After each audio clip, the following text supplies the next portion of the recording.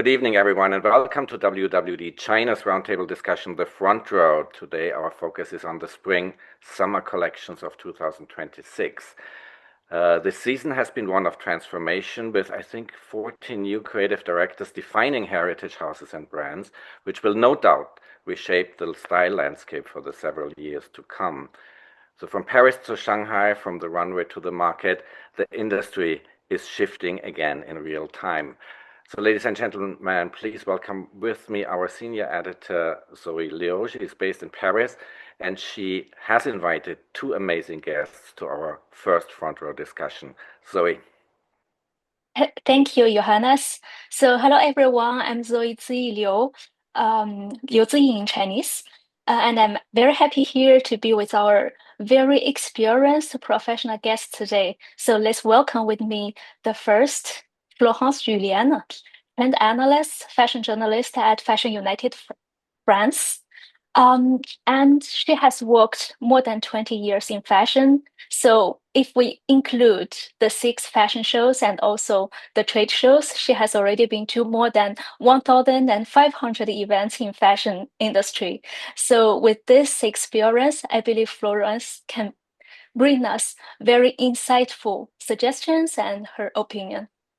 So welcome, Florence. Welcome. Thank you for inviting me. And we are also very honored to have Orietta Pelizzari. So Orietta, she's Special Project Senior Consultant of CNMI, which is Camera Nazionale della Moda Italiana, with which we worked with in the past Milano Fashion Week, and also International Cross-Culture Advisor for Italian luxury industry. So Orietta has already worked as consultant for more than 23 years for Camera della Moda, and she focused on the communication of Made in Italy through culture in different cities and countries. So welcome, Orietta. Thank you. Thank you for inviting me as well. Welcome. So, ladies and gentlemen, thank you so much for being with us. And we are going to kick off our discussion. And tonight we are going to focus on a few key questions that we all have after seeing the spring-summer 2026 collections. One is, when hype meets craft, what truly defines impact? And as brands fight for attention, who is really writing fashion's next chapter? And between data and creativity, what does the success of a collection mean today? So, Zoe, let's start with our first topic, the season of change. Yes, of course. So this season has been one of the most transformative with new creative directors for the fashion houses. So with many creative directors redefining the brands, which show has impressed you the most? And not just for visuals, but how it expressed the brand's new identity. Florence, maybe you have some words to share with us, I believe. I start. I think I'm not going to be very diplomatic with my answer. I'm sorry about it. Of course, there were a lot of change. Jonathan Anderson at Dior, Mathieu Blasi at Chanel, Demna at Gucci, Duran Lantic at Jean-Paul Gaultier, and Pier Paolo at Balenciaga. So it makes a big difference. But I think it's a change, but in French we call it les chaises tournantes. I don't know in English how to say that. It means that it is one was in Loewe, now is in Dior. One was in Balenciaga, now is in Gucci. One, it's just change of people. So I wonder how fashion can really be changed with only change of person. It's the same way of thinking fashion. They are super creative, that's for sure. About creativity, they are super good. Demna is probably the show that impressed me the most because it transfers his aesthetical code from that he made in Balenciaga to Gucci, and it works. So I would say that they now impress me the most. And Mathieu also is amazing. But they miss something. And I think what they miss is the way of thinking fashion in a way of eco-responsibility and ethical concept. There is no change about this. There is no change about inclusivity. There is no change about respect animals. There is no change about thinking of fabrics, of recycling. That's something that's why I think, wow, creativity, super, but ethically speaking, I wonder. I'm not convinced. Okay, I like how you said it's the swivel chair, the chairs that are changing. They're just changing their places, but it's the same participants. So, from your point of view, Orietta, what do you think of this idea that it's the same participants changing their places in different brands? I think in Italian fashion, for example, like in OTB, they also have their designers changing inside the group from this brand to the other brands. So we are talking about not just the Italian fashion, also French, Shanghai. So you can take all the examples you want. Yeah, of course, and thank you, Florence, to bring into the conversation something that for European is very important, like the sustainability aspect. In my opinion, it's catching the momentum. Catching the momentum for me is a foundation of why big brands like these that we just mentioned needed to change the person on the chair. Because I do agree, it's just changing a person. But why they needed to do? They needed to catch the momentum of an aesthetic moment. So I don't think sustainability was the aim. But since I'm international and I'm specialized in going, let me say, catch abroad what's happening and what's going on. At the moment, the aesthetic topic was the most important. And for aesthetic, I mean the way you present your collection, the virality of the language, how hybrid the brand was in connecting the show, the music, the social media, the atmosphere, the AI, virtuality. So all of these things was on the topic. So I do agree that there was not anything related to sustainability or quality or materials, but they catch the momentum of the most influential consumer at the moment, which is make this show remaining in their virtual world. Let me say something like this. Maybe it's because Catwalk is not anymore the platform to showcase who you are. Even this, it's one of the points. Maybe they're using other way to say what they are. But maybe we can respond on the next question. Yes, so let's stick to this point, because you said what she has shared is that basically a fashion show these days is a holistic aesthetic experience. It's not just about the show itself. But we have seen many shows with really stunning stages, immersive experiences. Do you think that the beauty of these mise en scène, of these putting the show together, is sometimes overshadowing the clothes themselves or the design? You talking to me? Oh, let's listen, Florence. To me first?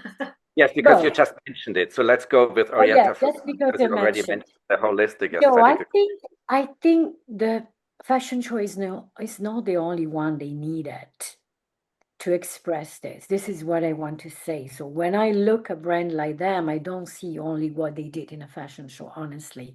I want to see how they communicate their new concept through social media or through different move like Degna. What Dagmar did at the beginning is started to put on the social media some images. So this means it's not the fashion show, the topic moment. It's the topic is the connection between the anticipation, during, and past. So the fashion show is not canceling the dresses, in my opinion. The fashion show is just one topic of the iceberg. But what's most important, and Demna, I completely agree, he prepared the audience. He prepared his images. And at one point, we seen the show, but the preparation was stunning. That's what I mean. Now, brands need this. Florence, what is your take on this?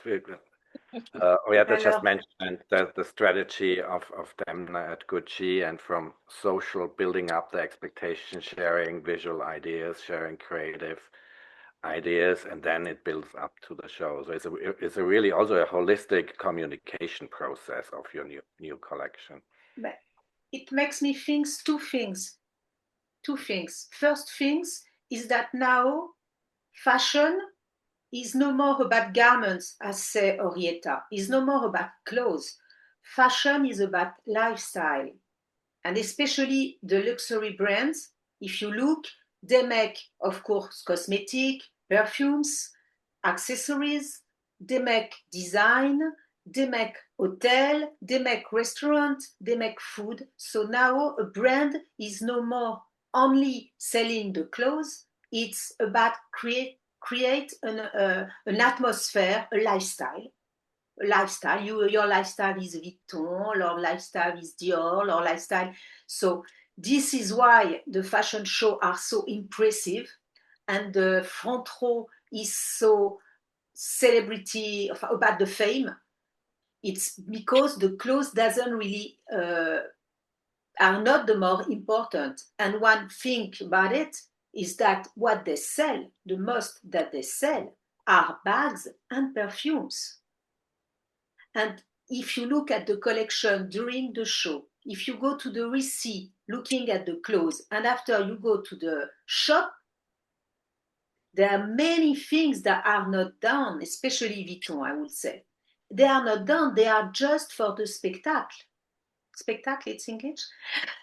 Yes. So, yes, there is a gap between what they show and what they are. I agree with Orietta in this way. I do agree. Thank you, because you explained in an excellent way. I'm journalist. I like that. Okay, so let's move on to our next topic. Yes, of course. So you just mentioned that it's a spectacle. So I think I've also felt this when I go to fashion shows as well. Especially there are some fashion shows with very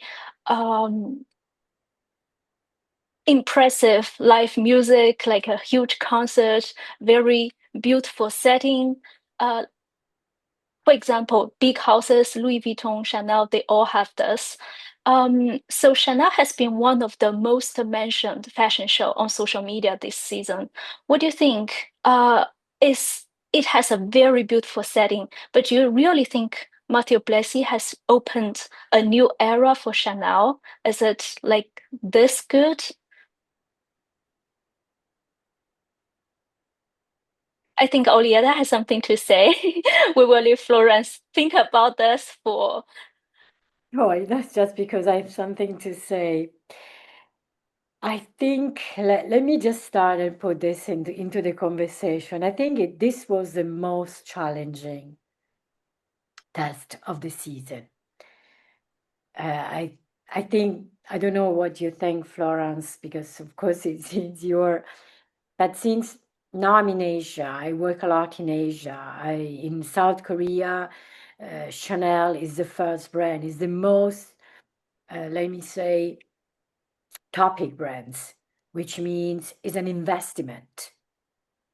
So changing a brand that isn't considered an investment, it's a big, big topic. But we also have a generation that now want to disrupt. And the disruption needs to also, well, let me say, going a little bit in taking what is the DNA of Chanel and sometimes even a little bit play. So what I think was not easy to do it, play a game with Chanel. And I think Blasi did it. He played, let me say, with this English humor. I think it's better to say that. He used the English humor to deconstruct and rebuild a new image.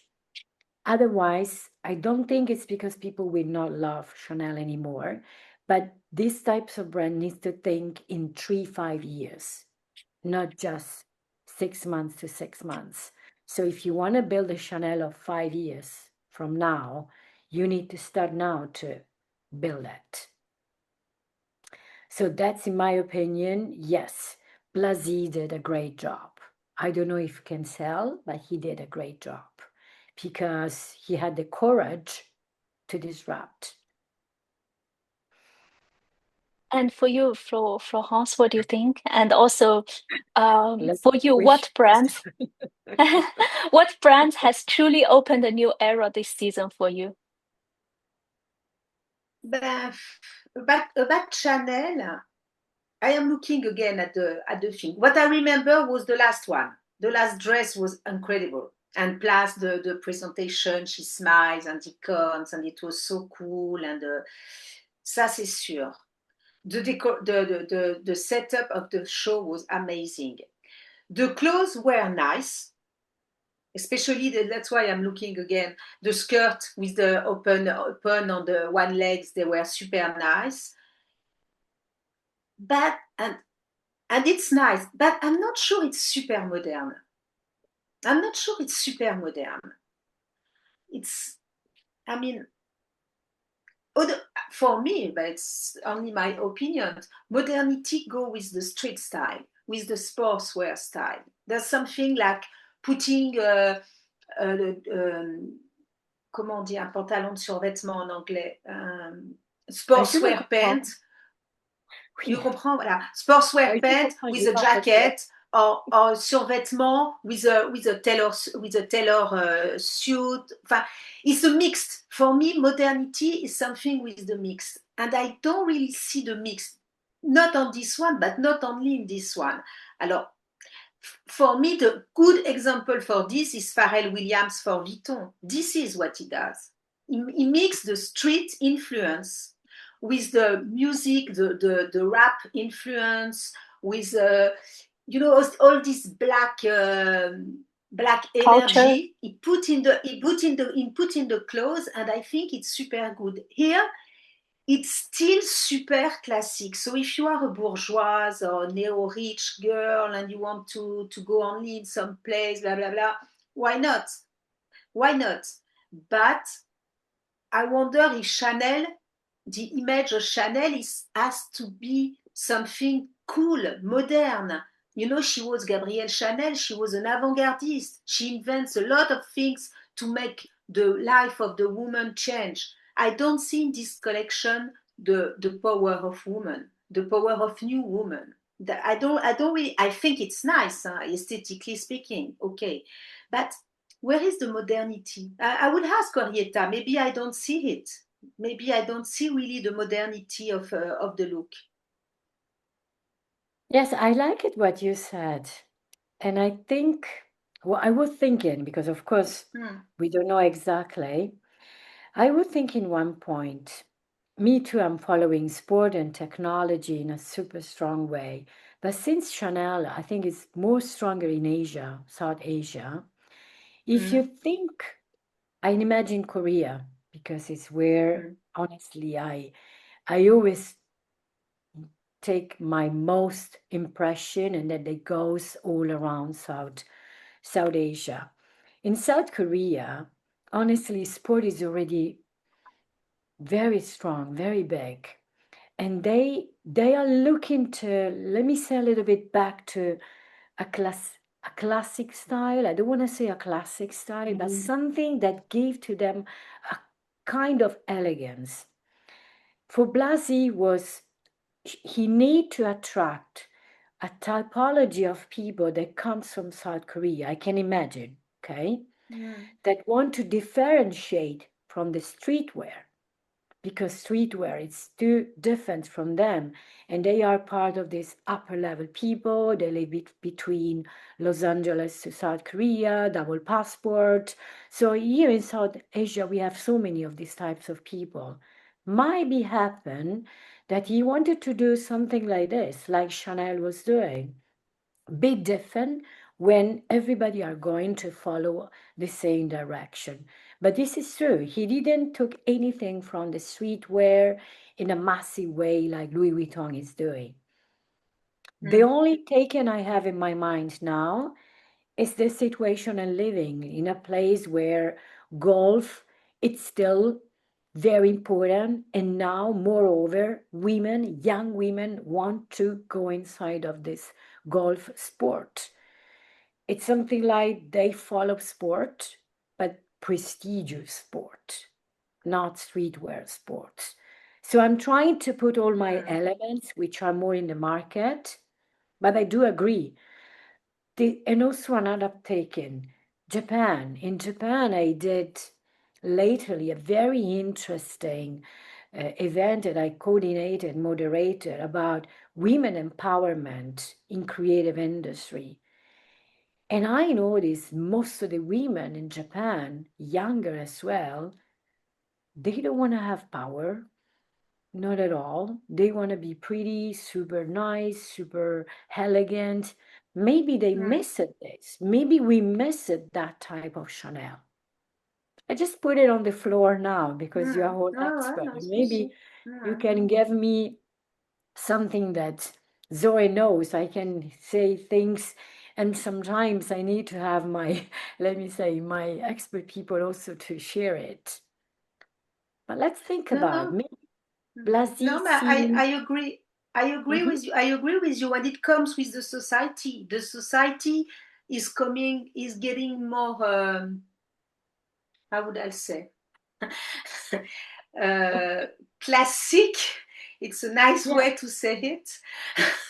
It's getting the model is less free than it used to be. If we see what happens in America, if we see what happens in Europe, there is like, I would say, a regression, of the emancipation of the woman. The masculinist movement is super strong, and in this story, the women, they don't want, they want to be the way you describe them. This is true. So I think your analyze, go with the society. They want to be class. They want to be Melania. It's the Melania trip.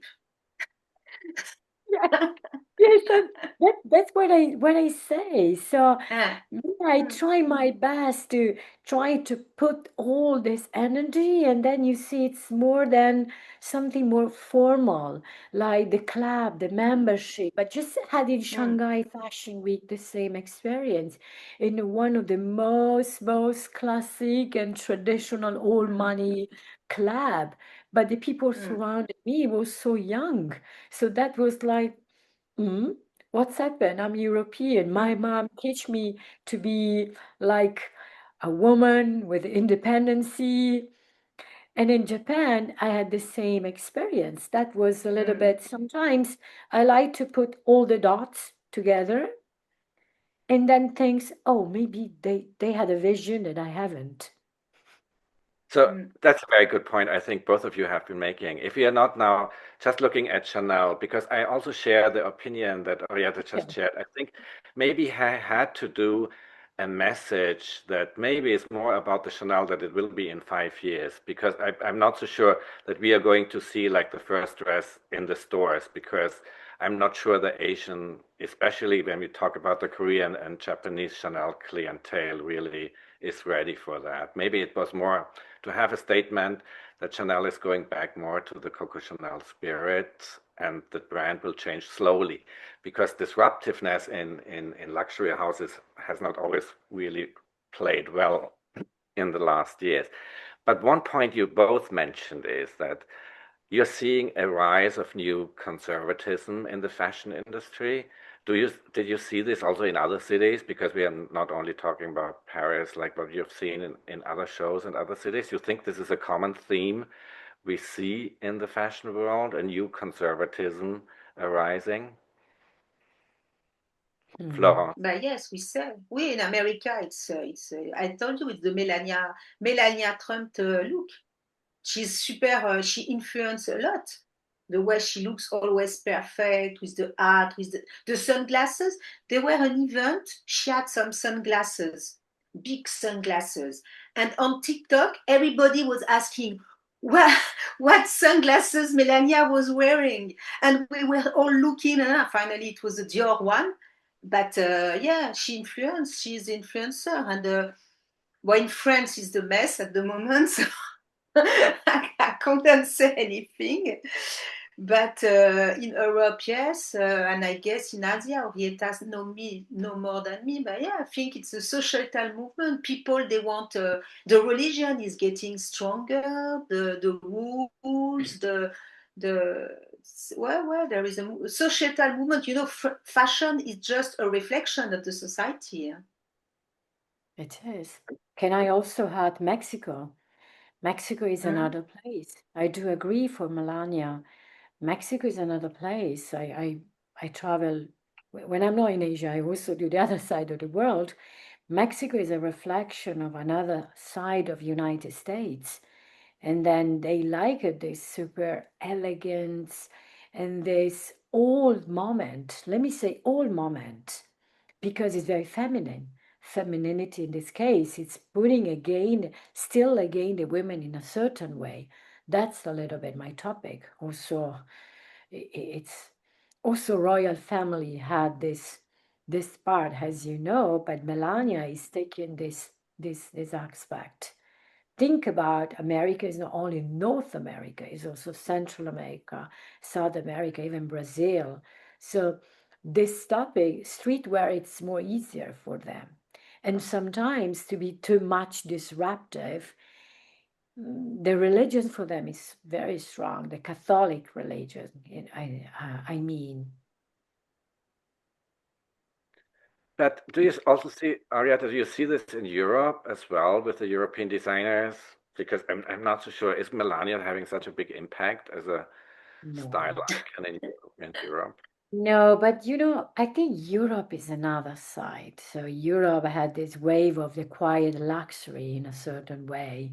And then the if you think all the wave of quiet luxury was just the revival of all money, all kind of sports. Look at tennis.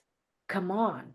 Tennis always been existing. When I was a child, I was playing tennis, and now everybody want to do it. But it's old money. Or golf. When I was talking about golf is not a joke. It's in Europe now. I have friends, the kids, 12 years old, go to have a course in golf. I think, come on, 12 years old, what do you do? Isn't it boring? So I think kind of conservative can happen for sure. But I think we can play more, because if you I give an example. If you change brand, you go to Dior, Anderson did another move. If you think I love it, the intellectuality. This is more European, in my opinion. Is more that you really demonstrate intellectuality means concept, means books, reading, poems, conceptual art, not just pop art, but even something which you need a little bit more knowledge to understand. I know, Johannes, you understand what I mean. So it's not just like a table book, but read the book and also try to make comments. I think Dior try a different game than Chanel. Chanel tried the conservatism and Dior tried the conceptual. Florence, I like that. what do you think? Florence, I completely agree. So Orietta said basically Chanel is a coffee table book, and Sorry. Dior is a real book, maybe a book without pictures and much more concepts. How is your take on that, Florence? But that's funny because I was on my way to talk about Jonathan Anderson for Dior, because Jonathan Anderson, I completely agree, he make another proposition.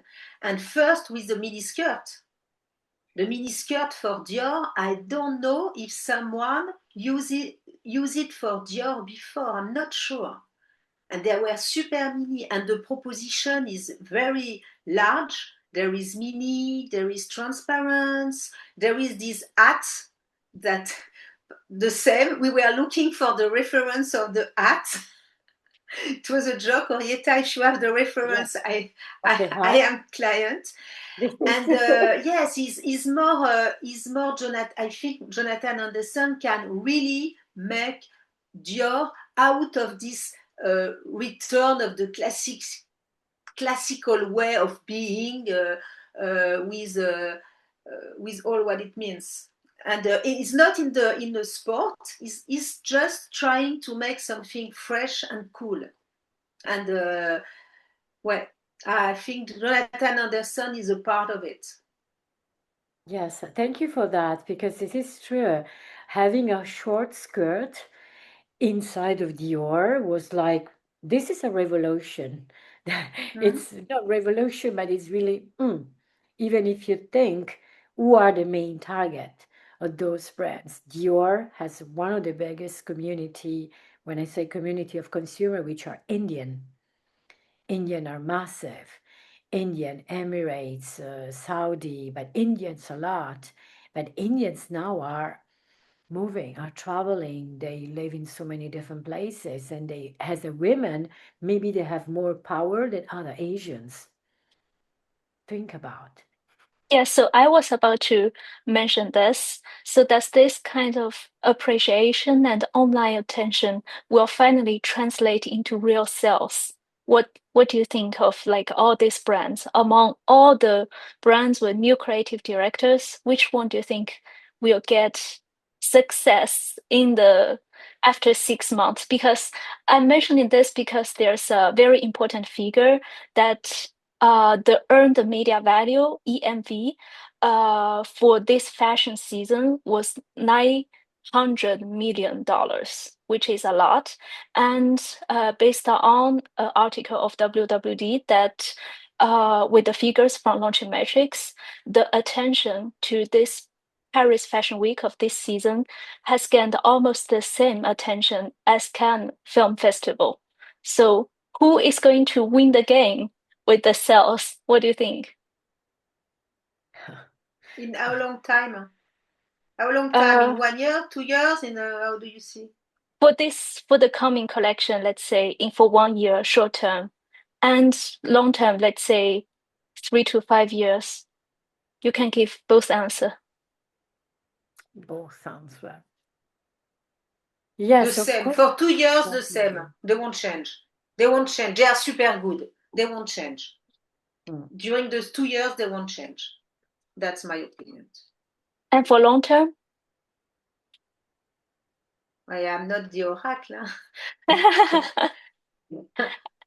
For long term? For long term. Maybe Anderson could be instead of Gessier at Vuitton. That would be a possibility. But I'm not sure. No, really, I don't know. It's too difficult question. We don't know. I don't know. How about you? How about you, Orietta? Do you have like a... Even from my side, I have to say, to do some prediction like this is not depending on a fashion show. It's depending on the action they will act in the next time.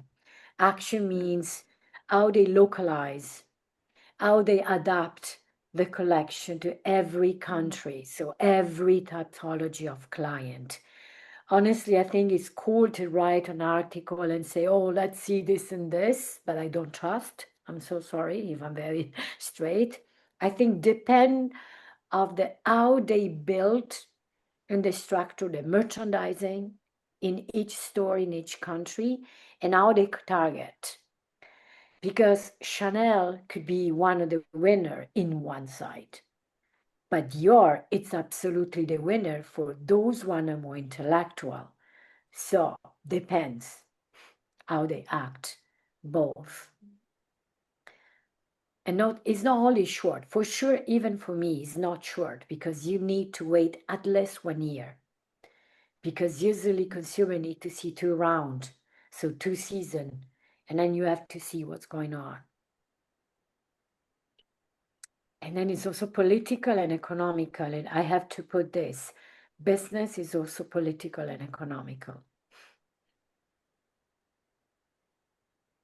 Okay, so let's sum up with a global reading of this season. So from Paris to Milan, New York, and Shanghai, each city has told a different story with the fashion season. For you right now, what connects the fashion capitals today? And what is the global conversation about the future direction of fashion? So I think, Orietta, you are in Hong Kong right now. You must have a lot to share about what is connecting the fashion capitals today. I can share it, of course, because I was in Shanghai last week. What I see in this season, especially, maybe between Milan and Shanghai, let me do this 2 aspects, also Paris, because Paris always lead at that, is the cultural aspect injected inside of the fashion week. I mentioned for Shanghai, for all of you, full of neighborhood exhibition. So what does it mean cultural? Cultural means every fashion week try to spread more about the local strength, the local heritage, the local, let me say, the narrative in an artistic way. Moreover than doing something that is a copycat for somebody else. I appreciate that Shanghai, it's going more into this direction. So more different identities, more artistic approach, more cultural aspect, rather than say, I want to become like New York, I want to become like London. So this is the more common sense. Milan, I have to say, more than fashion show, sometimes it's so nice to see what's happened outside. Like Fuori Salone, it's outside of the fashion week, which in my opinion, Paris already built it before. So seeing when we talk about streetwear, for me, streetwear is what it's going beyond the scene. The other types of show, other types of events, the little boutique that do something, the art installation, all of these things. Something I don't see so much in New York. And Thank what's you, your Orietta. take? Yes, Sorry. Florence, your take, sorry. Alors, my experience is more about Paris Fashion Week. I'm used with some little one like Riga, like Tunis, like Morocco, like Moscow. Been in Moscow Fashion Week, London Fashion Week. But do you want me to talk about this one or to talk about Paris Fashion Week? I think from the latest Paris Fashion Week, because Orietta mentioned that maybe it's also a part of a new conservatism that we have this rise of focusing on its own culture and tradition, what she experienced in Shanghai. How you think the cultural storytelling in Paris has changed? Alors, Paris, it's the specificity of Paris is that it is an international place for fashion. There is people coming from all over the world. You have the brand who make their show or their presentation into the calendar of the Fédération de la Haute Couture et de la Mode. It's what they call the official calendar. It's just the calendar of the federation actually, but they call it official. And a part of this, there is a lot of events that we call off, like on-off. And it is presentation, fashion show, opening of shops, pop-ups. There were a lot of pop-up this year. It was the last season. It was really, there were pop-up all over, and it was creators that sell on B2C their own clothes. And so I would say that this off is very interesting because the surprise comes from this off. Because the other brand, you know already them. And plus, even if you are not at the show, there is so many social media, so many images, you cannot miss it. But the other one, they really create the surprise. And especially there is a vague, which is again, in a way, the classical way of dark avant-garde, which is close with the Gothic, which is close to Rick Owens style. And they were matière fécale that entered the official calendar of the Federation, which is in the same way. There is another one called Judasim, which is in off.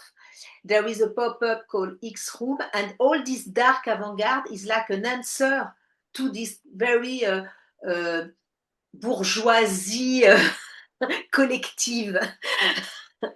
So that's the what's it's cool in the Paris Fashion Week is to discover, and also the showroom, the trade show. They are more commercial because they are held by big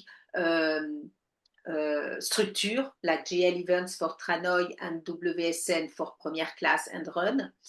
So the trade show, they are still commercial, but really the showroom, the pop-up, some wild presentation, they were cool to discover in Paris. So Paris still has the revolutionary spirit there. It's not just. We try. We try to put the mess. It's not so easy. The revolutionary people. We try. It's not so easy at the moment. It's on the blood of France. Everybody knows that. It's on the blood of France, isn't it? When they decide to do a revolution, they do it. They don't just say it. You remember Maria Luisa, the shop of Maria Luisa, the Venezuelan girl. She has. Once I interviewed her and I asked about the way of the costumer, the French costumer with the fashion. How do they react? And she answers me. They start to say no. They start to say no. No. Yes, of course. So I maybe one question, I think, because Florence in the beginning had one point about sustainability, which was also a little surprising for me, because I think especially in Europe, with the EU coming out with all these regulations, with the guideline, the EU Green Deal, our responsible supply chain regulations, etc. But it seemed the theme of sustainability or of like new material innovation, whatever what we are talking on all the summits around the world about the fashion industry, this was not really a strong message. How do you see that, Florence? Is it or did I miss something? Was it something very strong? So I would like to hear both your take on that. But if you look at LVMH or Kering, they have a lot of programs for sustainability. For LVMH, for example, is Life. They call it Life 360, Life 360, and it's a big program. But after, if you look at the show, if you look at the clothes, it's new materials, it's leather. So let's talk about the animal. They don't communicate, but I have to say that I have to give two examples that I really like. One is Stella McCartney, because she's been always on this way. And this year with an industrial, she make a material to make the imitation of the plumes, for the birds. How do you call it? The feather? The animals. The birds, what is it? What they have? Feather. The feeders, yes. Feather. Voilà, c'est ça. So she invents a materials that looks like, and it doesn't. It's not, and it's not plastic. So, and the second things, maybe you heard about Nona Source. Well, listen, you heard about Deadstock. The fact that the luxury brand, they have some fabrics that the young designer they can take. About creativity, I'm a little bit suspicious about it. But there is a French man called Benjamin Benmoyal, and this one is taking yarns so yarns that are not used, and he's making his own textile. And now he's working with Nona Source, who belongs to LVMH, and he can make for the designer with these yarns that are not used, which are dead stock of yarns, new fabrics. And I think this is two examples that show that things can be different in this way. Orietta, we also went to Milan and we also had a discussion with designers there. The Camera Nazionale della Moda had put a lot of effort in sustainable change in the fashion industry over the last decade. If we look at, now we had some examples from Paris. If we are going to Milan, what was the strongest sustainability design message that you saw? Or Milan and Shanghai, where you just came back from? Yeah, of course, talking from the stage of the Italian industry, I have to say sustainability is part of all the life, all the journey of a product. So CNMI started in 2011. In September, we had the edition of Sustainability Award that before was called a green carpet. So, which is a strong message. I have to say that this means sustainability. It is part of the game. It's part of all the actions. What I have to say is sustainability evolved a lot. Sustainability now has different chapter. We also have a manifesto. Kering Group and WMH are part of this manifesto. So in this case, we trust more in the product passport right now, which is telling you where the product is coming from. We know exactly that leather, genuine leather, real leather, is a waste of food industry. So it's regulated by that. If you use leather, it has to be the real one and produce and treat in a real way. If you use cashmere, it's the same things, and cotton is the same things. So all top luxury brands understood that first, catwalk is not the place to talk about this. And second, if you really want to be sustainable, you need to be for all your journey sustainable. So this is the reason why I think now we are finally when I say finally setting up a little bit this language, rather than see a designer that just think I'm sustainable. This is not, it just, we call doing bricolage. I don't know in English. It's better to do like in sustainability award, he's saying like Zegna won one of the prize. Why? In the way they use water, they clean the water, they give back the water to the land, they created an oasis, they made beautiful fabrics, but still they respect the environment. So water was one of the topic. So I think without taking too much of these stories, I think now finally sustainability become a science. And becoming a science, you need to see numbers and data. And last but not least, European economy gave to all European manufacturers and brands and companies that they cannot throw away anything. So they are obliged to create the circular system. If you ask me about Shanghai, no, it's not the place. That's the reason. It's not the place, but I can understand why. I think sustainability in Shanghai is another topic. It's more bringing back the tradition and the origin of this beautiful, amazing country, which is China. And now finally this generation, it's more, I want to use the word that you used before, holistic. It's more going to bring back Taoism, Confucianism, making with nature, making slow and not fast. These are the things can be my take and from fashion design interior from Shanghai, that it's more sustainable in a certain way. Well, thank you. Zoe, any more questions, or are we about to Yeah, I round? think that's pretty much that we are going to what we have.